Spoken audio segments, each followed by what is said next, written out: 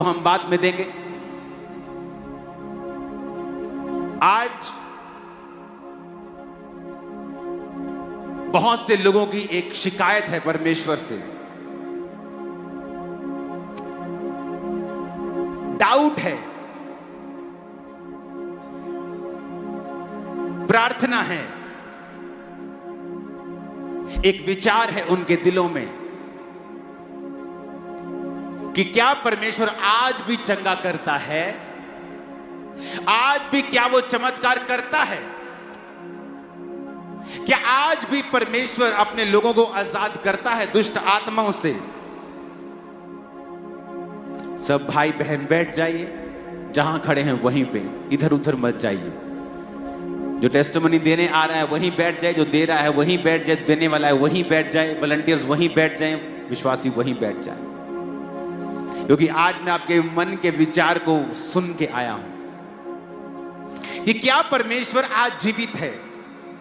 क्या जो बाइबल में हम पढ़ते हैं कि उसने अंधों को आंखें दी हैं, उसने जन्म के लंगड़ों को चलाया है, क्या वो आज भी ऐसा करता है? अगर करता है तो मेरी जिंदगी में अभी तक वो क्यों नहीं हुआ? क्योंकि वचन ये कहता है कि परमेश्वर जब सूखे हाथ वाले व्यक्ति के पास गया और यीशु मसीह ने उससे कहा, सूखे हाथ वाले व्यक्ति से, कि अपना हाथ बढ़ा, और वचन कहता है सूखे हाथ वाले व्यक्ति ने जब अपना हाथ बढ़ाने की कोशिश की तो वो बढ़ा पाया और उसका सूखा हाथ चंगा हो गया। इसमें सिर्फ परमेश्वर का रोल नहीं था, इसमें दो जनों का रोल था। एक था परमेश्वर और एक था वो सूखे हाथ वाला व्यक्ति, जिसने परमेश्वर की आवाज को सुना कि बेटा अपना सूखा हाथ बढ़ा। परमेश्वर ने नहीं कहा ये ले बेटा मैं तेरा सूखा हाथ पकड़ता हूं और इसे ठीक कर देता हूं। परमेश्वर ने कहा अपना हाथ बढ़ा, और लिखा उस सूखा हाथ वाला व्यक्ति जब अपना हाथ बढ़ाने लगा तो उसका हाथ सीधा हो गया और नॉर्मल हो गया और वो चंगा हो गया। इसका मतलब अगर हमें परमेश्वर से आशीष चाहिए, चमत्कार चाहिए, चंगियाई चाहिए, तो हमें परमेश्वर के वचन को सुनना पड़ेगा कि वो मुझसे क्या कहता है, और मुझे वही करना पड़ेगा जो परमेश्वर कह रहा है। क्योंकि परमेश्वर मेरा हाथ पकड़कर मुझे सीधा नहीं करेगा, मेरी टांग पकड़कर सीधा नहीं करेगा, वो मुझसे कुछ बोलेगा और मुझे वो बातों को सुनना है।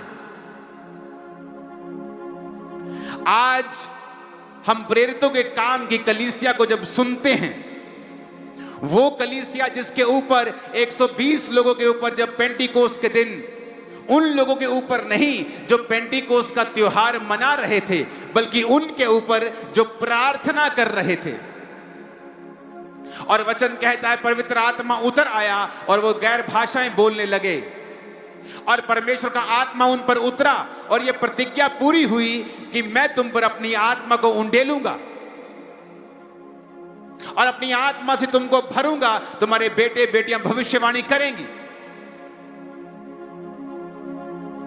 और जब बाइबल कहती है वो लोग आत्मा से भरे, प्रेरित आत्मा से भरे, और फिर वो चमत्कार होने लगे, चंगाइयां होने लगी।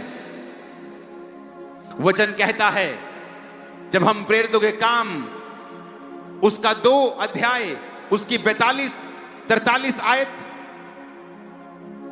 प्रेरितों के काम 3 बाब उसकी 1 आयत, जब हम इनको पढ़ते हैं हम क्या देखते हैं? उसमें लिखा पतरस और यूहन्ना तीसरे पहर प्रार्थना के समय चर्च में जा रहे थे, और लोग एक जन्म के लंगड़े को ला रहे थे जो प्रतिदिन मंदिर के उस द्वार पर, जो ब्यूटीफुल सुंदर कहलाता है, बैठा देते थे कि वो मंदिर में चर्च में आने जाने वालों से भीख मांगे। यहां पर हम देखते हैं प्रेरितों के कामों में, इस पुस्तक में जिसकी शुरुआत तो है पर इस पुस्तक का कहीं भी अंत नहीं मिलता है, क्योंकि परमेश्वर नहीं चाहता था कि प्रेरितों के काम की पुस्तक का अंत हो।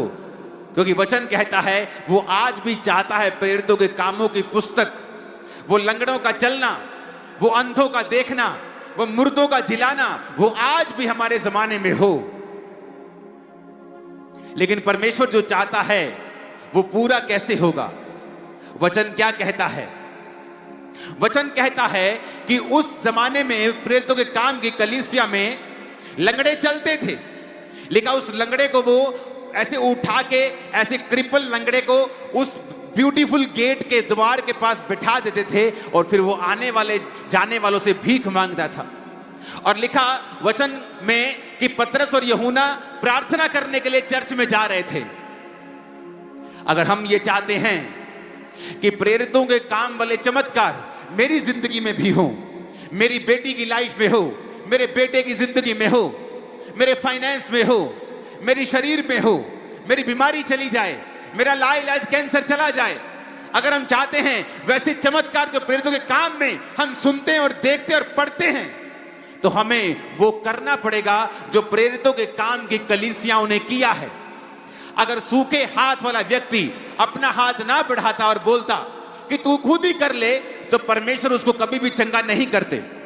वचन कहता है अंधे को परमेश्वर ने आंखों के ऊपर मिट्टी लगाकर कहा, थूक से मिट्टी सानी और गीली करके आंखों में लगाया और कहा जा शीलो के कुंड में धो ले। इतना इतना इतना मुश्किल काम क्यों दे रहा है प्रभु मुझे? मैं अंधा हूं, मेरी आंखों पे हाथ रख, चंगा कर, बात खत्म कर। लेकिन परमेश्वर ने कहा नहीं, जा और शीलो के कुंड में धो ले। और अंधा जा रहा है, आंखों में मिट्टी लगी है, पूछ पूछ कर शीलो का कुंड कहां है, शीलो का कुंड कहां है? क्योंकि परमेश्वर ने जो कहा है उसी में चंगाई है।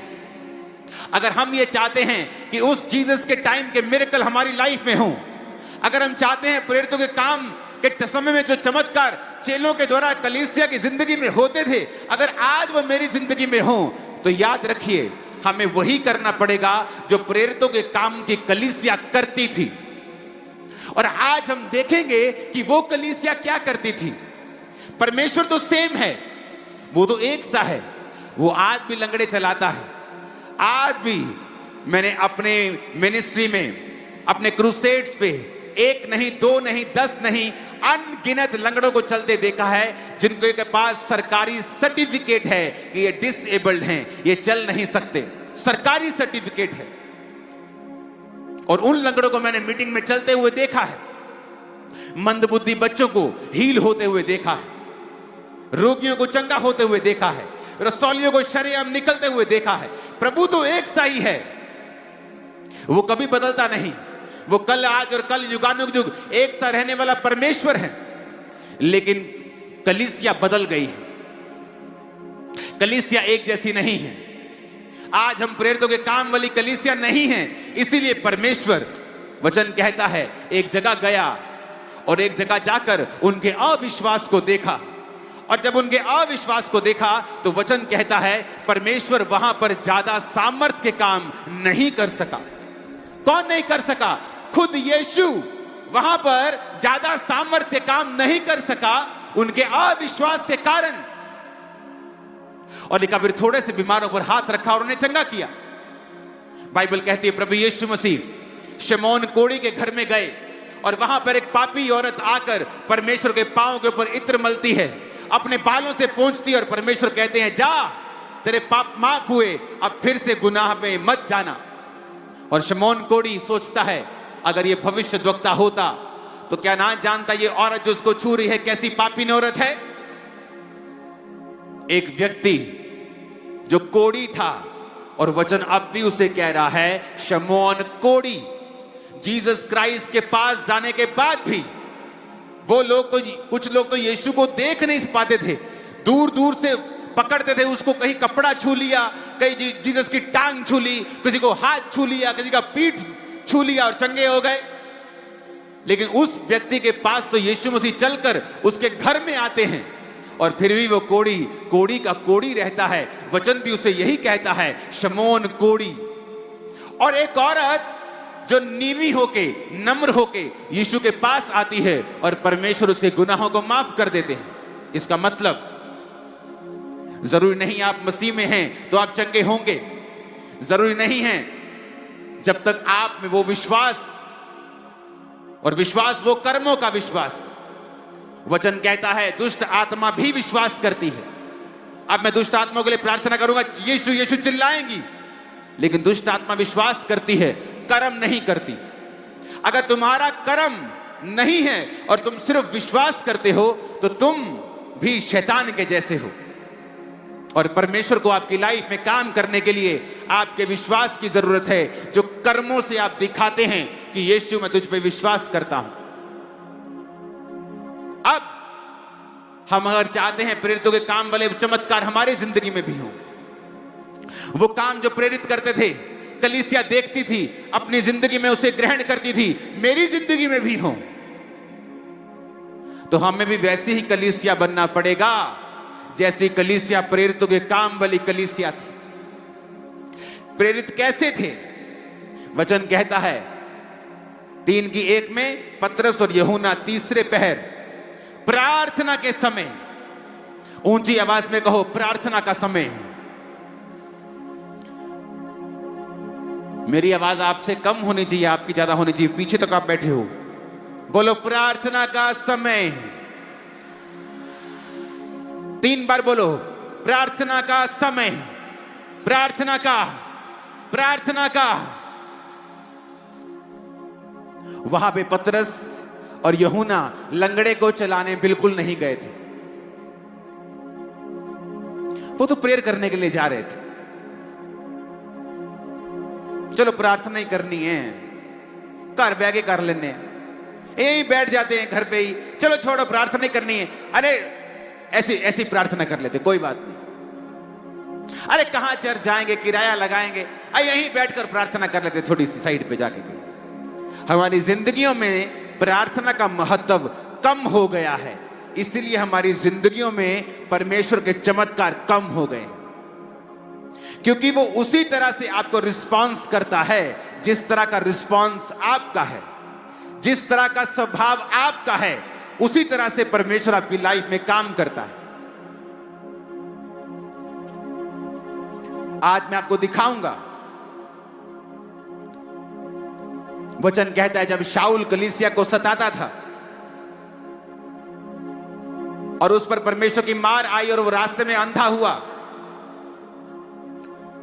तो वचन कहता है वो 3 दिन तक, प्रेरितों के काम 9 उसकी 8, तब शाऊल भूमि पर से उठा, उसने आंखें खोली तो कुछ दिखाई नहीं दिया। वे उसका हाथ पकड़ के उसके दमिश्क में ले गए और 3 दिन तक वो ना देख सका, ना खाया ना पिया। दमिश्क में हनन्याह नामक एक चेला था, उससे प्रभु ने दर्शन में कहा, हे हनन्याह। उसने कहा हाँ प्रभु। प्रभु ने उससे कहा उठकर उस गली में जा जो सीधी कहलाती है और यहूदा के घर में शाऊल नामक एक तरसुस वासी को पूछ, क्योंकि देख वो प्रार्थना कर रहा है। क्योंकि शाऊल जो था वो यहूदी था और वो प्रार्थना की पावर को जानता था, वो प्रार्थना की शक्ति को जानता था। और वचन कहता है जब वो बैठकर प्रार्थना कर रहा था, उपवास सहित प्रार्थना कर रहा था, तो परमेश्वर को हिलना पड़ा और परमेश्वर ने अपने चेले से कहा, हे हनन्याह उठ, जो सीधी गली कहलाती है उस गली में जा, जो सीधी कहलाती है, स्ट्रेट स्ट्रीट जा और उस गली में जाके पूछ एक तरसुस वासी, क्योंकि देख, अपने पड़ोसी को बोलो देख वो प्रार्थना कर रहा है। पतरस और यूहन्ना तीसरे पहर मंदिर में, चर्च में जा रहे हैं, किस लिए? प्रार्थना करने के लिए। और रास्ते में उनको लंगड़ा मिलता है और वो उसको चला देते हैं। प्रार्थना का महत्व, प्रार्थना की इंपॉर्टेंस कितनी है आपकी जिंदगी में? क्या मायने रखती है प्रार्थना का जीवन आपकी लाइफ में? पूरी प्रेरितों के काम की कलीसिया पढ़ो, पूरा प्रेरितों के काम क्या क्या हुआ। जहां जहां प्रार्थना हुई है वहां वहां परमेश्वर ने मूव किया है। जहां जहां प्रेयर हुई है परमेश्वर ने वहां पे शिरकत की है। जहां जहां प्रार्थना हुई है परमेश्वर ने वहां वहां अपने दर्शन दिए हैं। जहां जहां प्रार्थना हुई है वहां वहां परमेश्वर ने लोगों को चंगा किया है। और जिन्होंने सिर्फ विश किया है, काश मैं चंगा हो जाता, काश परमेश्वर मुझे चंगा कर दे, काश मैं भी अमीर होता, काश मेरी जिंदगी में यह दुख ना होता, वो उसी दुख में पड़े रहते हैं क्योंकि जिंदगी आपको वो नहीं देती जो आप डिजर्व करते हैं। जिंदगी आपको वो देती है जिसके लिए आप फाइट करते हैं। और वचन कहता है, परमेश्वर ने कहा हनन्या तुझे जाना होगा। कहता प्रभु मैंने उस विषय में सुना है, ऐसे बंदे के विषय में, ये बंदा जो जिसकी तू बात कर रहा है ना, ये बांध बांध के लोगों को मार रहा है, मैंने सुना है। जीसस ने कहा जा, ये मेरी ओर से ठहराया गया है, क्योंकि वो अब मेरा प्रचारक बनेगा। और वचन कहता है वो गया और उस पर हाथ रखा, आंखों से छिलके गिरे और वो देखने लगा। ऊंची आवाज में कहो आमीन। कुरनेलियस नामक एक व्यक्ति प्रार्थना कर रहा था और वो बड़ा दान देने वाला आदमी था। जब प्रार्थना कर रहा था तो दूत उसके सामने खड़ा हो गया कि जा और फलाने फलाने शहर में एक चमड़े का धंधा करने वाला व्यक्ति है, उसके पास पतरस आया है, उसको बुलवा ले। पतरस प्रार्थना कर रहा था उधर, और प्रार्थना करते करते जो भूख लगी और वो प्रेयर करता करता बेसुध हो गया। और परमेश्वर ने दर्शन देके कहा जा, 3 मनुष्य ये तेरी खोज में आए हैं, ये मनुष्य जा और उनके साथ उस नगर में कुरनेलियस के घर में जा, उनको प्रचार कर। क्योंकि वो अन्य जाति था, तो परमेश्वर ने उसे विजन दिखाया कि ये जानवर, ये सांप, इसे मार और खा। और उसने कहा प्रभु मैंने अशुद्ध वस्तु नहीं खाई है। तो परमेश्वर का मतलब था कि अब तू प्रचार कर अन्य जातियों में भी। कब? जब वो प्रार्थना कर रहा था। कुरनेलियस जब पतरस उसके घर पहुंचा तो पूरा घराना बचाया गया। क्यों? क्योंकि वो प्रार्थना कर रहा था। लंगड़ा चला, क्यों? क्योंकि वो प्रार्थना करने के लिए जा रहे थे। प्रेयर कहां है आपकी चर्च? क्या आप नहीं जानते, अगर आप प्रार्थना नहीं करेंगे परमेश्वर मूव नहीं करेगा। अगर आप प्रेयरलेस हैं तो आप परमेश्वर से दूर हैं। अगर आप सिर्फ विश करते हैं, आस रखते हैं, तो आप में एक बहुत बड़ी कमी है।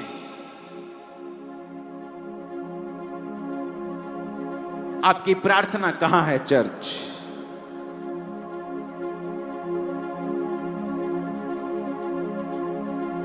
वो जो बोले बंधन खोले, जकड़े छूटे, वो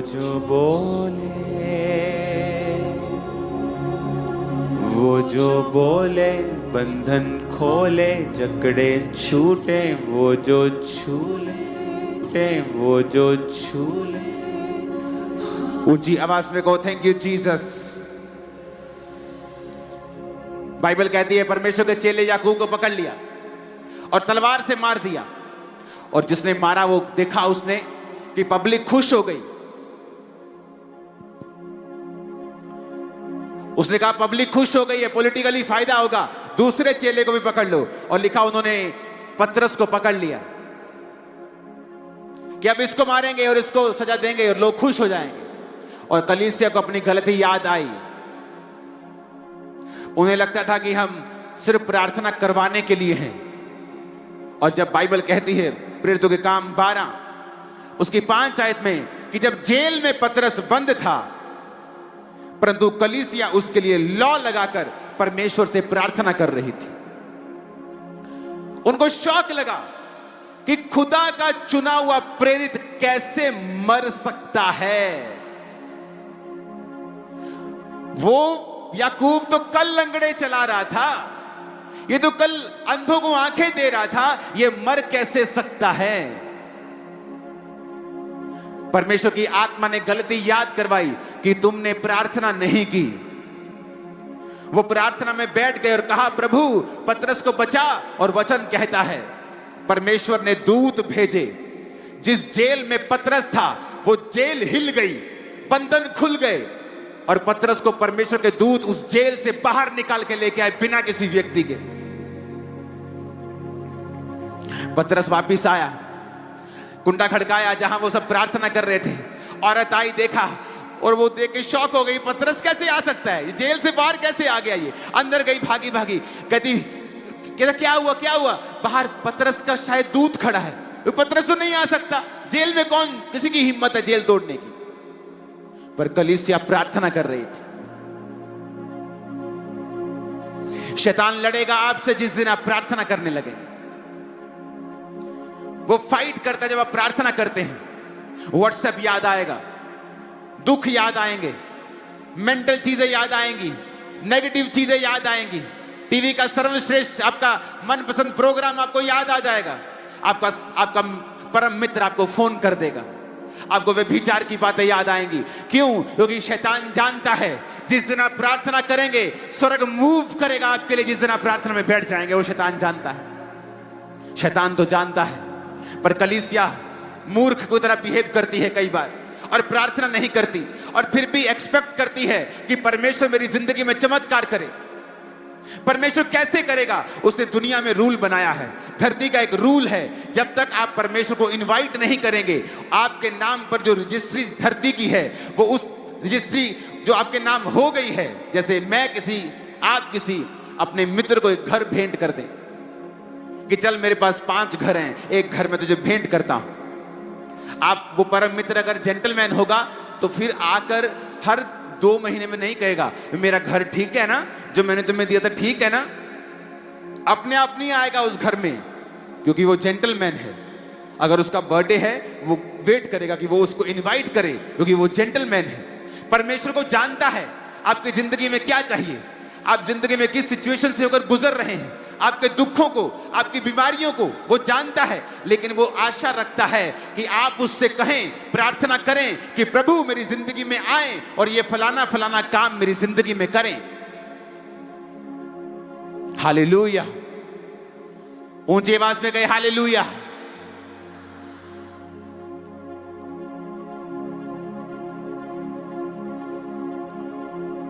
क्योंकि आप जहां उसको इनवाइट करेंगे वो आएगा।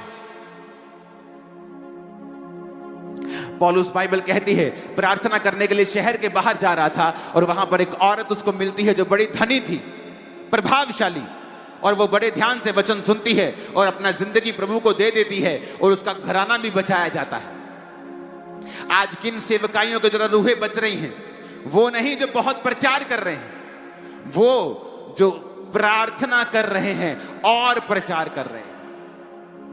किन के द्वारा लंगड़े चल रहे हैं? वो नहीं जो लंगड़े चलाना चाहते हैं, वो जो प्रार्थना का महत्व अपनी जिंदगी में रखते हैं, जो प्रेयर करते हैं, वो लंगड़े भी चलाते हैं। कौन सी सेवकाइयां हैं जो रूहें बचा रही हैं बहुत ज्यादा? वो नहीं जो सिर्फ प्रचार कर रही हैं, वो जो प्रेयर कर रही हैं और प्रचार कर रही हैं। कलीसिया कामों को पढ़िए, प्रेरितों के कामों में पढ़िए। जहां जहां प्रार्थना हुई है वहां वहां परमेश्वर ने मूव किया है। जहां जहां प्रार्थना हुई है वहां वहां परमेश्वर ने काम किया है। जिस जिस व्यक्ति ने प्रार्थना को महत्व दिया है, प्रभु ने उसकी जिंदगी में बड़े काम किए हैं। ऊंची आवाज में कहिए हालेलुया।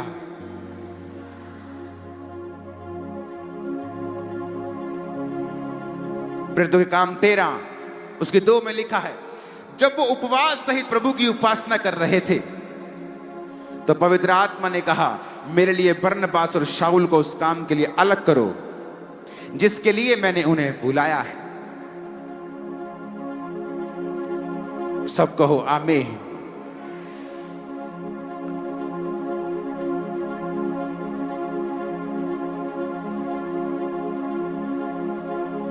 ऊंची आवाज में कहो आमीन। अपने पड़ोसी को बोलिए प्रार्थना कर। फिर से कहिए आमीन। आप प्रेयरलेस हैं, आप क्रिश्चियन हैं, लेकिन प्रार्थना नहीं करते। आप भले आदमी हैं, आपने किसी का कुछ बुरा नहीं किया, लेकिन फिर भी शैतान आपकी लाइफ पर कॉन्टिन्यूस अटैक करता रहेगा। आपकी सेहत को वो चुराएगा, क्योंकि वो काम यही करने आता है। वो चुराता है, घात करता है और नष्ट करता है। और जहां जहां प्रार्थना करेंगे वहां वहां परमेश्वर को देखेंगे। जब जब आप प्रार्थना करेंगे आप परमेश्वर को मूव करता हुआ देखेंगे, अपनी लाइफ में, अपनी सेवकाई में, अपने फाइनेंस में। मेरी चर्च के बिलीवर्स रोज रात को 8 बजे प्रार्थना पहाड़ की प्रार्थना करते हैं 9:30 तक। ये 1.5 घंटा मैंने कहा उनको प्रार्थना करना जरूरी है, ताकि कम से कम 1.5 घंटा तुम्हारा ये परमेश्वर में चला जाए। सुबह उठो, 45 मिनट पर्सनल प्रार्थना करो। रात को सोते हुए बाइबल पढ़ो और छोटी सी प्रार्थना करो। तुम्हारी जिंदगी में प्रार्थना की कमी खत्म हो जाएगी। और जब आपको प्रार्थना करना आ जाएगा, क्योंकि उसके लिए शब्दों की जरूरत नहीं होती, आप अपने बाप के पास जब बैठते हैं तो अच्छे शब्दों के साथ नहीं बैठते कि आज मुझे मम्मा से मिलना है, डैडी से मिलना है, क्या बोलूंगा। आप कभी सोचते हैं क्या? कभी नहीं। आप बैठ जाते हैं, जस्ट बैठ जाते हैं। कोई उधर की बात, उधर की बात, उधर की बात, बातें शुरू हो जाती हैं। ऐसा ही परमेश्वर आपका प्रेमी पिता है। जब आप उसकी हुजूरी में बैठ जाते हैं, धन्यवाद करते हैं, उसकी प्रेजेंस में रहते हैं, रोज उससे मिलने के लिए आते हैं, रोज प्रार्थना करते हैं, फिर वो देख नहीं पाएगा आप बंधनों में है तो वो तोड़ेगा उसको। बीमारी के बंधन को तोड़ेगा, बांझपन के बंधन को तोड़ेगा, गरीबी के बंधन को तोड़ेगा, श्रापों को तोड़ेगा, बीमारी को तोड़ेगा, गरीबी के श्रापों को तोड़ेगा वो। जब आप मूव करेंगे प्रेयर, प्रभु प्रेरितों के काम वाले मिरेकल तू मेरी लाइफ में क्यों नहीं करता? प्रभु कहता तू प्रेरितों के काम वाली प्रार्थना क्यों नहीं करता? वो चर्च में संडे गोअर्स नहीं थे, सिर्फ संडे चर्च नहीं जाते थे, रोज संगति करते थे। सिर्फ टाइथ नहीं बोते थे, अपना सब कुछ परमेश्वर के पांव में रख देते थे। गरीब नहीं रह गए वो। अगर एक ने घर दे दिया अपना तो परमेश्वर ने उसको दुगना दिया, तिगना दिया। वो ब्लेस भी होते जा रहे थे, प्रार्थना में बढ़ते भी जा रहे थे, और एक एक दिन में 5-5 हजार बपतिस्मा होते थे, क्योंकि वो प्रेरित प्रार्थना करने वाले थे। वो कलीसिया प्रार्थना करने वाली थी। सेवकाई बढ़ गई, मुश्किलें आई, एडमिनिस्ट्रेशन आके बोलता है, ये लोग कंप्लेंट कर रहे हैं कि आप हमारी विधवाओं की सुधि नहीं लेते। उन्होंने कहा हम अगर लंगर खिलाएंगे तो प्रार्थना कौन करेगा? उन्होंने कहा 7 मनुष्य चुन लो जो आत्मा से भरपूर हों, वो लंगर खिलाएंगे, लेकिन हम प्रार्थना और वचन की सेवकाई में लगे रहेंगे। प्रेरितों को मालूम था अगर हम एडमिनिस्ट्रेशन में बिजी हो गए, सिर्फ लोगों से मिलने में बिजी हो गए, उनकी जरूरतों में बिजी हो गए, तो प्रार्थना अगर खत्म हो गई तो समझो सारी सेवकाई खत्म हो गई।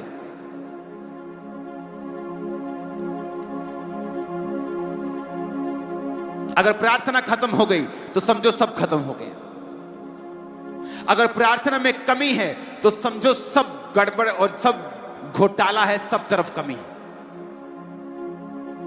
मेरी पत्नी प्रार्थना करती, तुम अंधे रहना चाहते हो क्या? तुम नहीं चाहते परमेश्वर तुमसे बात करे, तुम्हें छुड़ाए, तुम्हें शांति दे, तुम्हारी अगुवाई करे,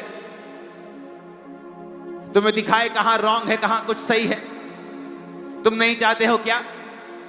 अगर तुम भी चाहते हो तो तुम्हें भी प्रार्थना करना पड़ेगा।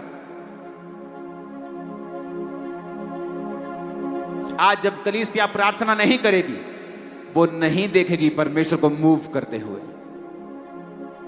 वो अच्छी होगी, भली होगी, संडे चर्च गोअर होगी, लेकिन अपनी जिंदगी में परमेश्वर के बड़े कामों को नहीं देख पाएगी। एक importance, very important prayer, very important. पतरस यूहन्ना स्पेशली प्रार्थना करने के लिए चर्च में जा रहे हैं, स्पेशली तीसरे पहर। कोई शाम को प्रार्थना करने के लिए स्पेशल शहर के बाहर जा रहा है, स्पेशल प्रार्थना करने के लिए जा रहे हैं। और हमारी प्रार्थना में व्हाट्सएप ऑन रहता है, मोबाइल की घंटी बिना साइलेंट मोड में रहती है। कोई भी आपको कॉल कर सकता है, आप फोन उठाएंगे, कोई भी आपको मैसेज कर सकता है, आप उसका जवाब देंगे, और इधर आप प्रार्थना कर रहे हैं और उधर आपका फोन बज रहा है, आपका टीवी ऑन है। आपकी बाइबल कहती है कि कुंडी लगा के प्रार्थना करना, विदाउट डिस्टर्बेंस, विदाउट डिस्ट्रैक्शन, और परमेश्वर से, अपने पिता से गुप्त में प्रार्थना करना। तेरा पिता जो गुप्त में देखा, पब्लिकली तुझे रिवॉर्ड करेगा। तुम्हारे रिश्तेदार तुम्हारे रिवॉर्ड को देखने वाले हैं आज के बाद।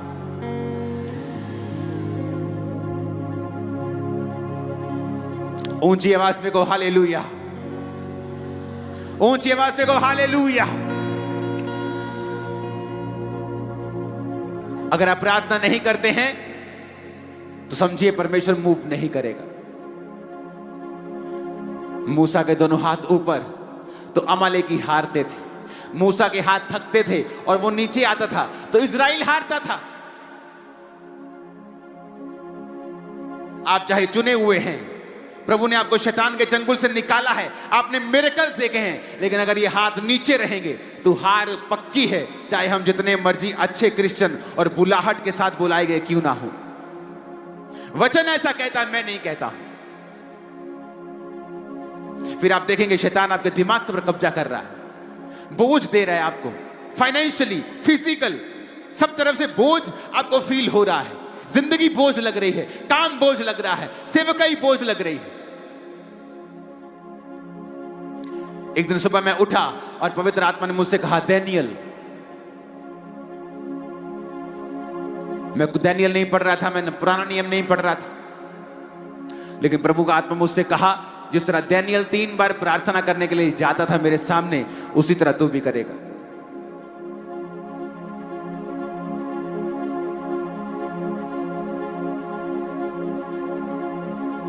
अगर आपको बड़े काम करने हैं, आपको समय बिताना होगा।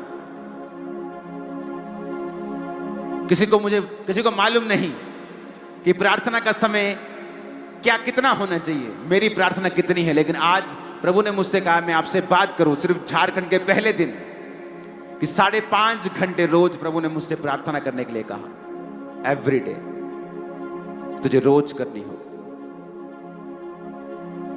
एवरी डे, रोज।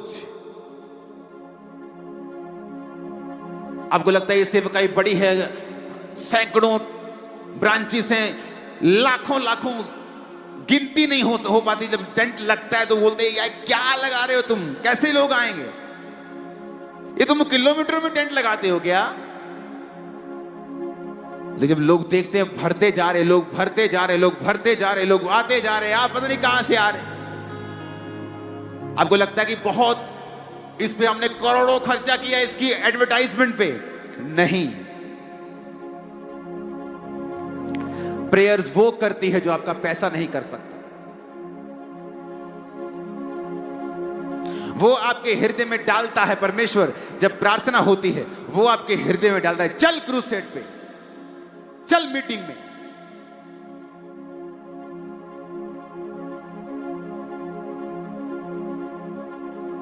पास्टर्स निराश रहते हैं अपनी कलीसिया से, अपने लोगों से।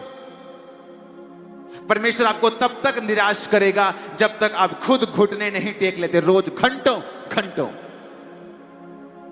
और वो आपको मेक श्योर करेगा कि आप निराश रहें। लोग आपको निराश करते रहेंगे, कलीसिया टूटती रहेगी, चीजें अच्छी नहीं होंगी, जब तक आप फैसला नहीं करेंगे मुझे प्रार्थना करनी है। घंटों। जब मेरी चर्च में 25 लोग आते थे और जैसे ही 25 से 32 हो जाते थे तो हम बोलते थे ओवरफ्लो हो गया आज, क्योंकि उस कमरे में 25, 26, 27 लोग आते थे खींच के, और जब 5-6 एक्स्ट्रा होते थे तो कमरे के बाहर ऐसे बैठते, बोलते ओवरफ्लो हो गया, आज चर्च में ओवरफ्लो हो गया। मेरी प्रार्थना तब भी उतनी थी। जब 500 लोग हुए, विजिट पे जाना है, उधर फोन आ रहा है, उधर फोन हो रहा है, परमेश्वर ने कहा नहीं, अपने आप को इतना बिजी नहीं करना कि तुम्हारी प्रेयर लाइफ खत्म हो जाए। इसलिए मेरी प्रार्थना का जीवन 2004 में मसीह में मैं आया और 2005-6 से लेके आज तक 20 साल से मेरा सेम प्रेयर लाइफ है।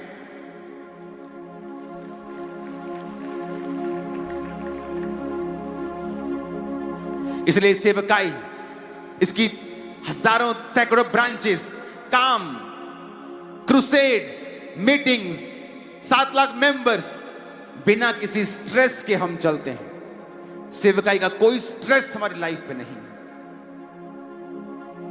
और लोग पूछते हैं कैसे? Prayers, only prayers, only prayers. कोई बुद्धि नहीं है, कोई ताकत नहीं है, कोई बल नहीं है, सिर्फ प्रार्थना। अपने पिता के सामने बैठ जाओ रोज रोज रोज, और जिंदगी बदलेगी ना बदलेगी तो बोल देना मेरे को, बदलेगी जिंदगी। जब मेरी जिंदगी में प्रभु ने बड़े काम करने थे, उस समय मेरी प्रार्थना के बाद दिन में 7 घंटे भी होती थी। मेरी टीम को मालूम होता था, मैं आता था ये प्रार्थना करते 3-4 घंटे में खिसकना शुरू होते थे कि मेरा 4 घंटे 3 घंटे हो गए, मैं चला, तू बैठ जा। इशारे करते एक दूसरे को, तू बैठ जा, मैं निकलने वाला हूं, तू हारमोनियम पकड़, मैं निकल रहा हूं, तू पकड़, मैं निकल रहा हूं। और मैं बैठा रहता था रोज, बिना किसी विषय के बैठता रोज रोज रोज। और एक समय आया, परमेश्वर ने आपके वो बंधन जो 10 साल से आपको लगता है 1 इंच भी कम नहीं हुए, एक रात चाहिए सिर्फ परमेश्वर को, और अगली सुबह आपकी होगी और टेस्टिमनी आपकी होगी। बंधन आपको देखने पर मिलेगा नहीं, नेवर, आप उसे कभी नहीं देखेंगे अपनी लाइफ में। Hallelujah, hallelujah, hallelujah. प्रार्थना, प्रेयर्स, प्रेयर्स। मैं प्रोडक्ट हूं प्रार्थना का, प्रार्थना का प्रोडक्ट हूं मैं। प्रेयर्स, प्रेयर्स, प्रेयर्स, प्रेयर्स, प्रार्थनाएं, प्रार्थनाएं, प्रार्थनाएं, प्रार्थनाएं रोज। जब दुखी था तब भी, बीमार था तब भी, नहीं दिल कर रहा था तब भी, सुखी था तब भी, चर्च बड़ी तब भी, लोग बड़े तब भी, लोगों ने विरोध किया तब भी, हर टाइम प्रार्थना। इसलिए हम रिजल्ट भी वही देख रहे हैं, वही प्रेरितों के काम वाले रिजल्ट हमारी लाइफ में हैं, क्योंकि वो लाइफ स्टाइल भी हमने अपनाया है। आप चाहते हो प्रभु काम करे तो प्रेयर्स, कम से कम 2.5 घंटे एक विश्वासी की प्रार्थना होनी चाहिए। कम से कम एक पास्टर की 4 घंटे प्रार्थना होनी चाहिए, क्योंकि आप तभी लोगों को कुछ दे पाएंगे अगर आपके पास कुछ है तो। मेरा गिलास अगर ओवरफ्लो हो रहा है तो मैं आपको पानी पिला पाऊंगा, अगर मेरा ही आधा है तो मैं आपको पिला नहीं सकता। वो मेरी प्यास बुझाएगा, वो पूरी नहीं बुझाएगा। हालेलुया। मेरी प्रार्थना है आज से आप रोज प्रार्थना में बैठेंगे और खुदाबंद बड़े काम करे। खुदा ने जब मुझे फिर भेजा, अगर भेजा यहां पे, मेरी आशा है वो जल्दी भेजे। आप लोग यहां आकर गवाहियां देंगे कि उस मीटिंग के बाद मेरी प्रेयर लाइफ चेंज हुई। जब मेरी प्रेयर लाइफ चेंज हुई, आज मेरी पूरी जिंदगी बदल चुकी है। आप स्टूडेंट हैं, प्रे करो। Housewife, home maker, prayer. Businessman, prayer. Dawood के जैसा कोई राजा जिसको दिन में 10 चीजें करनी है, 10 लोगों से मिलना है, पूरा राज्य संभालना है, और वो कहता है मैं दिन में 7 बार तेरी स्तुति करता हूं। आत्मिक चीजों को पीछे करके हम आगे नहीं बढ़ पाएंगे। आज के बाद घर में जाइए, अपने समय को बांटिए। अगर आप प्रार्थना पहाड़ के साथ नहीं जुड़े हैं तो अपनी प्रार्थना को किसी भी समय अलग कर लीजिए कि ये टाइम मैं प्रार्थना करूंगा, करूंगी। एक पवित्र समय साइड पे रख दीजिए। रोज खुदा से बात कीजिए, रोज उससे मिलिए, रोज उसके साथ बैठकर वर्शिप कीजिए उसकी। मैं आपको दावा करता हूं आपकी जिंदगी आज रात के बाद कभी सेम ना होगी। आमीन। ऊंचाई आशीष हमारी है चर्च। मैंने कहा आमीन। ऊंचाई आशीष हमारी है चर्च। अपने हाथों को उठा लीजिए।